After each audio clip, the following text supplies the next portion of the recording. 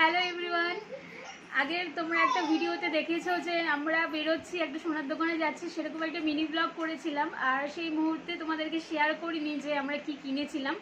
তো বলেছিলাম যে অন্য একটা ভিডিওতে তোমাদের সাথে শেয়ার করব। আজকের ভিডিওতে তোমাদের সাথে শেয়ার করব যে কি কিনেছিলাম সেদিনকে আমরা।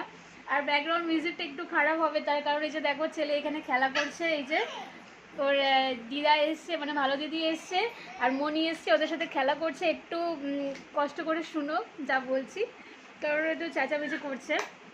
তো যাই হোক, চলো দেখে নাও যে সেদিনকে কী কিনেছিলাম। আর এই জিনিসটা কেনার পেছনে একটা ছোট্ট কারণ বা গল্প আছে, সেটা তোমাদেরকে বলছি। আগে দেখো যে কি কিনেছি। এই যে ছোট্ট একটা রুপোর চামচ কিনেছি ছেলের জন্যে। এই যে, তো এটার পিছনে যে কারণটা রয়েছে কেনার, সেটা হচ্ছে যখন আমি প্রেগনেন্ট ছিলাম, তো তখন আর কি 2 মাস আমি হাতের কাজ করেছিলাম। তো ইচ্ছা ছিল যে যাই আর কি টাকা আর্ন করব আমি, যে কাজটা করে তো যেই হবে ফেলে, ছেলে হোক কিংবা মেয়ে হোক, যেই হোক না কেন তাকে একটা কিছু করে দেওয়ার, মানে ইচ্ছা ছিল বাটি আর চামচ দেওয়ার। কিন্তু বেশি দিন আমি কাজ করতে পারিনি, তার জন্য বাটিটা আর হয়নি, রুপোর বাটিটা। তো চামচটাই হয়েছে ওই টাকার মধ্যে, তো চামচটাই কিনেছি।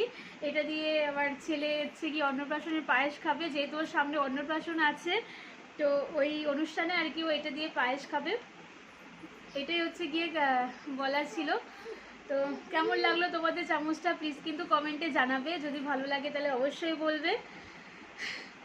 তো ঠিক আছে, ভিডিওটা আজকে এটুকুনি, কি পরের একটা ভিডিওতে দেখা হবে। আর যেহেতু বাড়িতে কাজ হচ্ছে, যেহেতু সামনেই অনুষ্ঠান আছে, কাজ হচ্ছে, সেরকমভাবে এখন ভিডিও করতে পারছি না। তো সব কিছু তোমাদের সাথে শেয়ার করব। চলো টাটা।